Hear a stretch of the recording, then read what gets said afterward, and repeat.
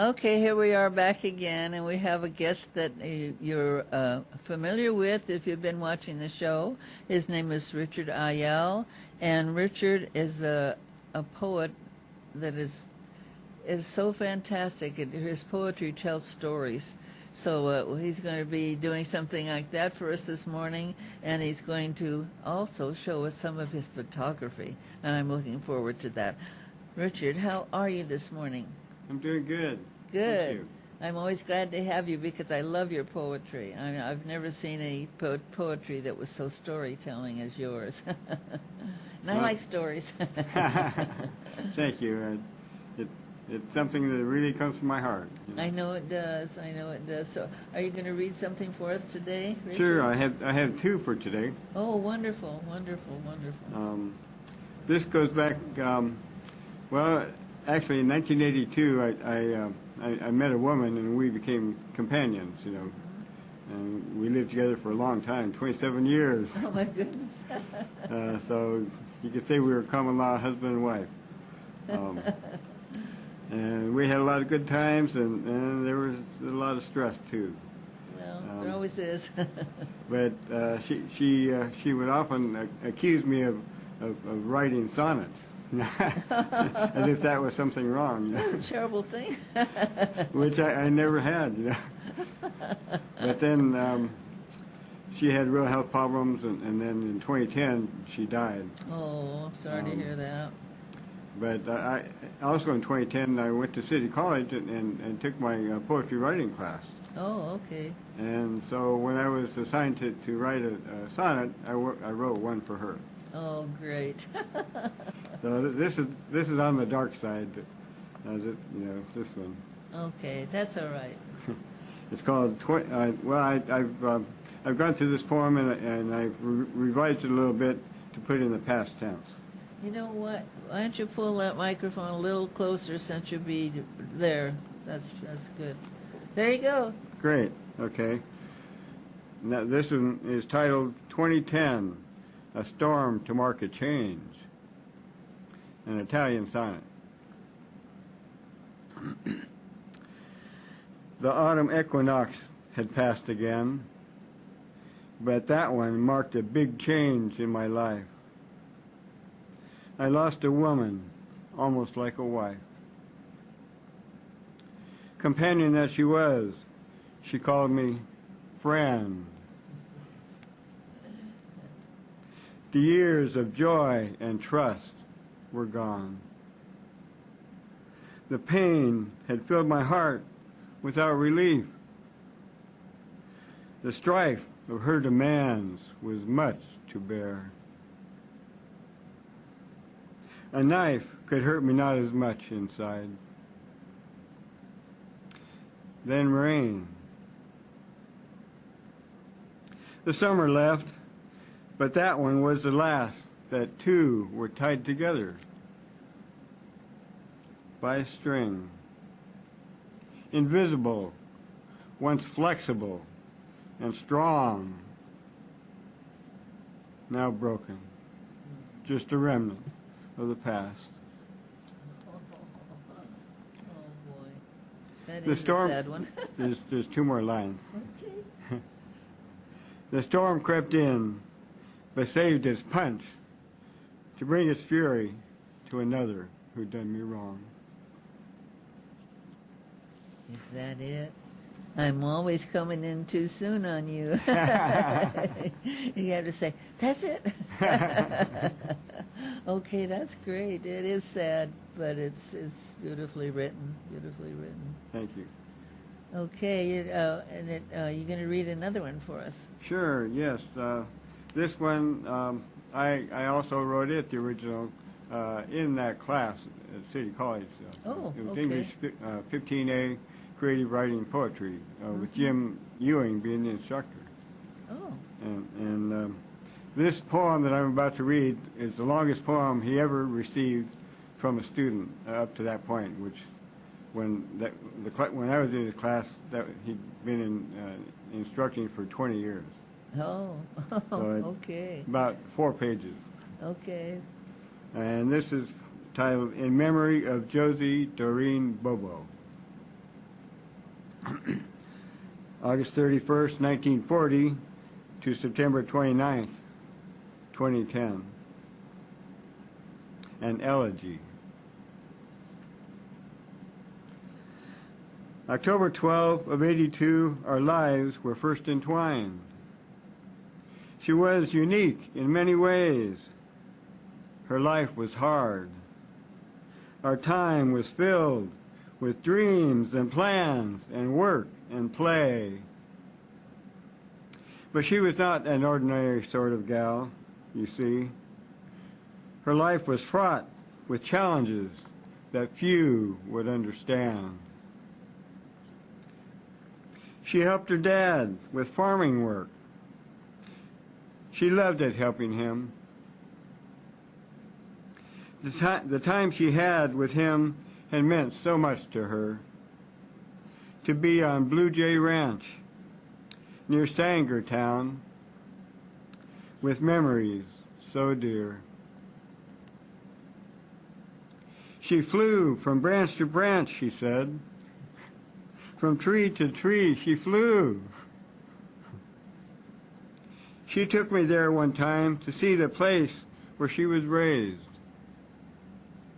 We lived to share our time on earth. Our hearts were like an open book.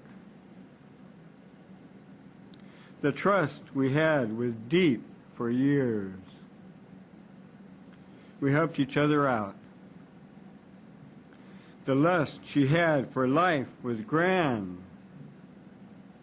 She helped to raise so many folks, it's hard to understand. Her will to live was strong. She spoke with such authority. Her voice was loud and clear. You knew when she was near. She talked to me when she got home. She'd do whatever she liked. She had a son who lived for years by us, named Mike. I'd hear her talk to him in front, where he was just next door. Our little house was old and small, and filled with tons of stuff. The roof leaked badly in the rain, but peace. Her sons and daughters came, and more who she took in. But never would guests move in on us. The place was just too small. So bless this mess, a sign did read. Appropriate, and photos on the wall. Her kids, her cat, surrounding one of us when we were well.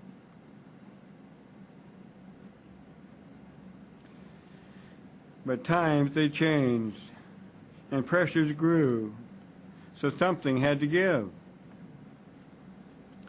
Her health declined as time went on, and stress increased.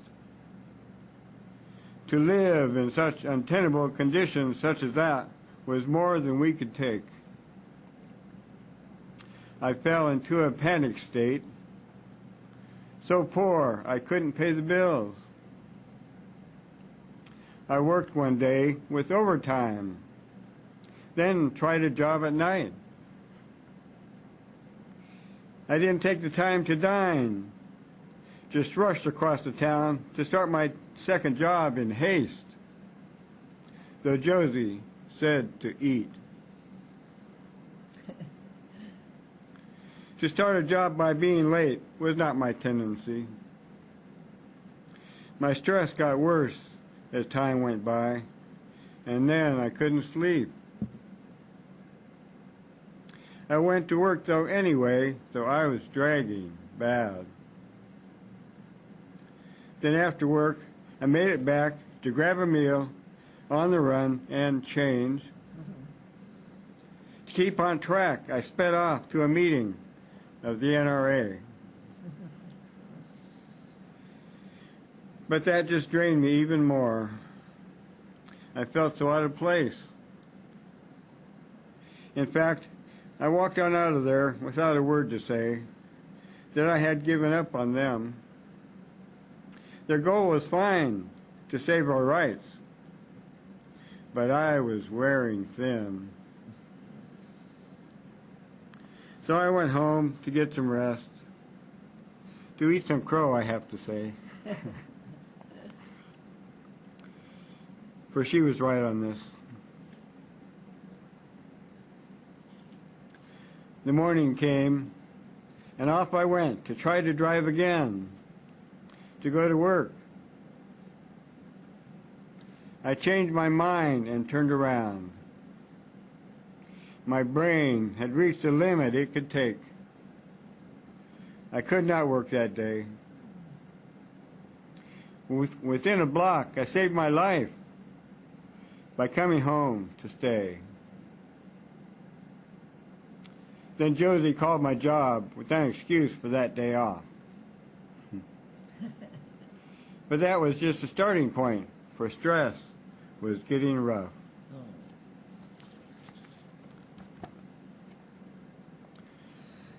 To make the story short, I'll say that Michael blew his top at times with rage that tried my soul. It got so bad, a cop came bursting through the door one night. He'd heard I had a gun. They should have known from Michael's call of damage to his brain. The first cop came to check on things as I lay in my bed. He queried of my circumstance. I said I'd been with God. Then, late that night, a second cop, without a warrant, came, as I was of a mind to rest, and Josie just the same. Without a knock, so late at night, he surely broke the law. He was a tyrant taking charge. He broke in. Then he saw no reason. He saw that his behavior was unjust. He pushed me to the brink as I was merely seeking peace at home in bed. I think that Michael and that cop had made the matter so much worse. Yeah. With days and nights without my sleep, with food that was so sparse, with dehydration too. The peace I sought was not to be, and Josie couldn't help. They dragged me to emergency in handcuffs, hands and feet. I screamed out loud. I screamed, "Praise God!" as I felt left in hell. They tasered me, and tests I had for drugs and alcohol. A spinal tap. But I was clean. Then Josie overcame the odds. She came to comfort me. She stayed with me. She held my hand. She made sure I got food. It wasn't left to government to help me change my mood. Then when they ran the bills up high with fees for things not done, guess who would lead me to my help? Yes, Josie was the one. So many times she helped her kids in her way, to be sure. But when my breakdown came, 2006, her heart was pure.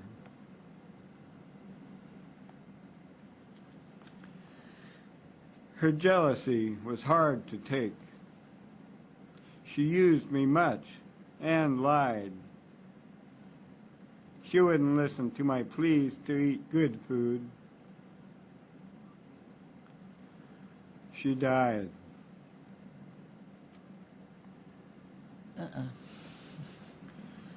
Although she threw me out the door with just a month to live, it hurt me deep inside because she had so much to give. I felt her soul come in the room as I lay down one night. I saw a golden aura come, behind it, pure white light. But then I turned my back on her. Dear Jesus, was that you? I changed my mind. I softened up.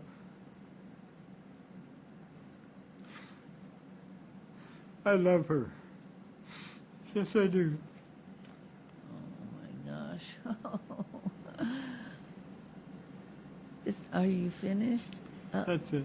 That is, boy, that is so touching. I've never heard poetry that was so touching and so wonderful stories. Is it okay if I say about the book? Pardon? Is it okay if I say something about the book? Oh, yeah, please do. Sure. Yes, this poetry to me is just very, very special, and I'm going to see to it that we get to put a book together, and we'll tell you when you can get the book of this beautiful, beautiful poetry. And didn't you bring in some photography that you did? Yes, I did. Oh gosh, let's see some of that, because that should be wonderful too. This was some photography I did in April of 2019. Uh-huh. And the reason I sent it in for today's show was because yesterday I found out that some great news involving Fresno State and Fresno State President Joseph Castro. He's been appointed by the chairman of the board to become the chancellor for the whole California State University system. Oh, fantastic. I could hardly believe when you said that how wonderful that is. I mean, he has to be awfully good at his job, or he wouldn't be promoted to something like that. That's wonderful. I got to know him some. I've taken these photos. He was there. This is in the Table Mountain Rancheria reading room, where he put on an event. They have the title in the beginning of it, but it's the President's Commission for something like equity. I forget the whole title, but he gave out a lot of awards, and there was a woman. That's great. Yeah, the people involved with the campus, they spoke, and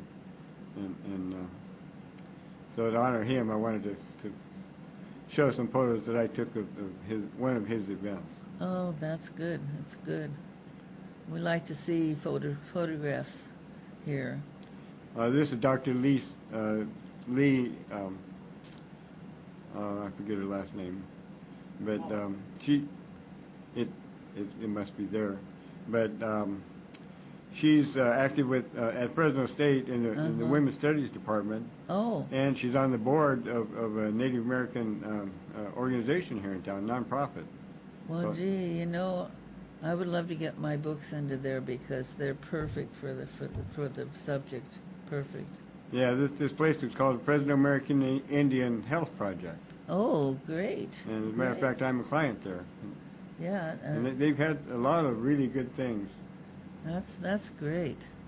And just before all this thing hit with COVID, they've had a new medical clinic under construction. Wow. But we had to quit going there in person, so I'm not sure of the status of that. But yeah, if things in this state and in this country and this world turn around, yeah, they hope to be providing a lot more services to the public. Just get us off this disease thing. It's hurting everybody. So it's not a good thing. No, and my opinion is that the government has gone overboard, especially like in this state, you know, where they've made so many restrictions against people, you know. I know. Taking away rights, I believe. Yep. And I agree. I feel the you know, same way. you know, I don't want anybody to get sick when they don't need to, or you know, to even worse, to die. But you know, I want us to be able to keep our country. You know, Right. and It's have just it- getting a little overboard, you know. It's Yeah. It's hurting everybody, so it's about time for it to stop.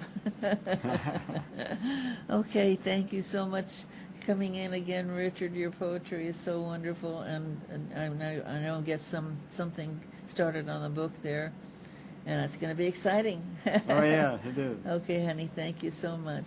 Thank you. Well, that's all for me this time, and I'll see you next Thursday at 11 o'clock. Bye-bye.